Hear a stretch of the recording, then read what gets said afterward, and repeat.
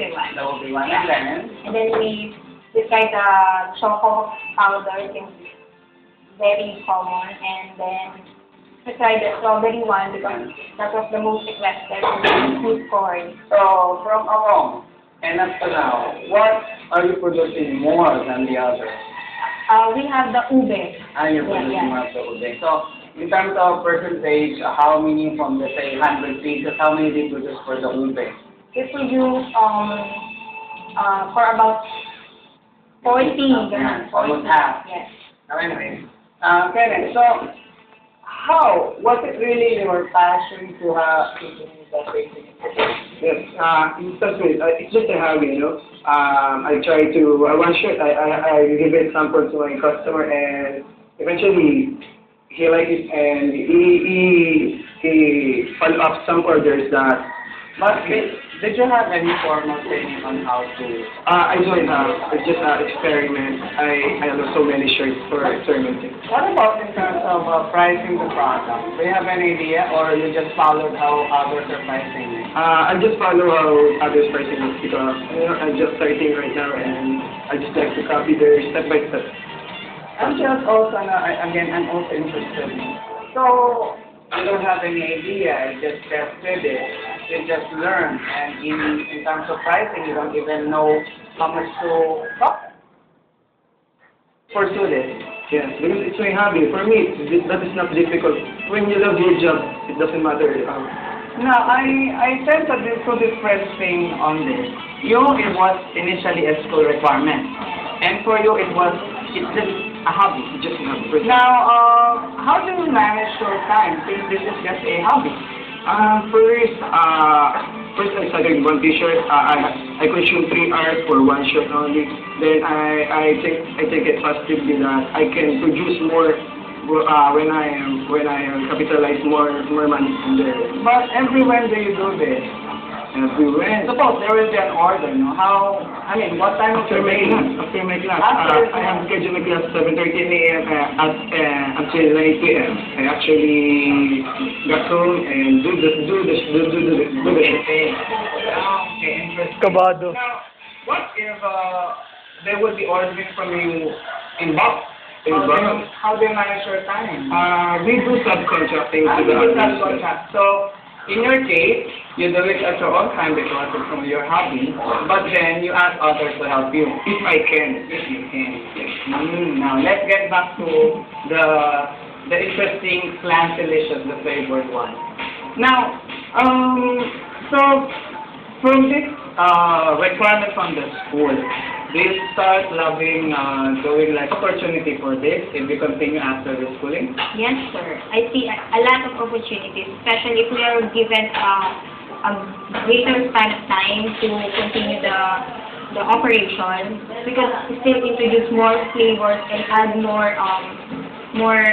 technique on how to make it. Because until now, until the end of our operation, we still do some experimenting on our product to make it more appealing. And besides, we listen to the comments and advices that we got from our consumers. And so far, whom are your buyers? Actually, we have orders from outside, especially those near our store. Do you sell to canteen? Yes, sir. We offer it to canteen, but mostly they turn it down because they also offer the same product. That's the traditional leche plan, so we can compete with that.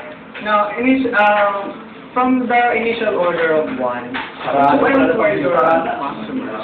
Customer for now, we can decide approved to our school, specifically UP.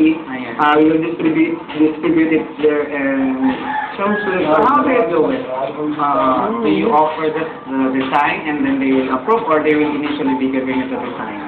No, we're the ones making the design. You're just offering it. We are just proposing to them, then they're selecting a part design of what. But you're also open into the designs they will be giving. I don't. Why? Because they can what you call this?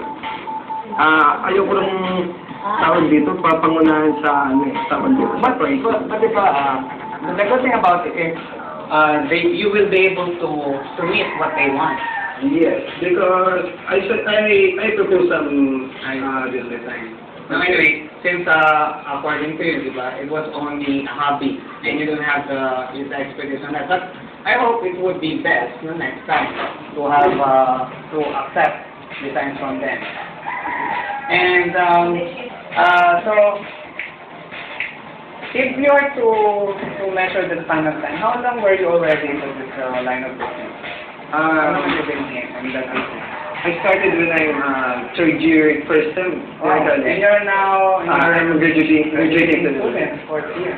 So it's almost how long? 2 years. 4 years. And if I may ask, how much did you earn so far? So far, our average is siguro per month mga nasa 25 to 30. Wow.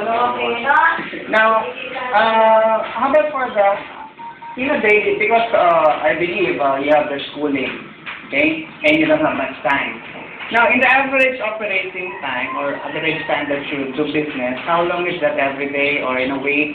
On a weekly basis, sir. We do every day. Every day. So how long?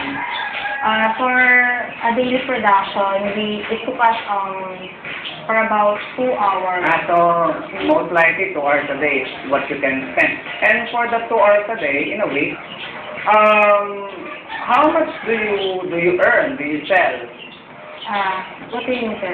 Do we sell our product or No. In terms of the sales. the sales? How Actually, much do you realize in a week? for the past 3 months of operation, we earn for about 30,000. And that from the initial capital of how much? For about 20. Not 20. Because we still rent our place. Now for the printing, how much do you think is the affordable amount of capital? Capital for the printing, we start with the t-shirt, it just only costs, if it's cheaper shirt costs 70 pesos, while the class A is 120, then the hip press is how much? That's So only when did 50 you pesos. start the business? How much did it cost? For me, it's just 30,000 for the printer and some other. So with only 30,000, you can start your business.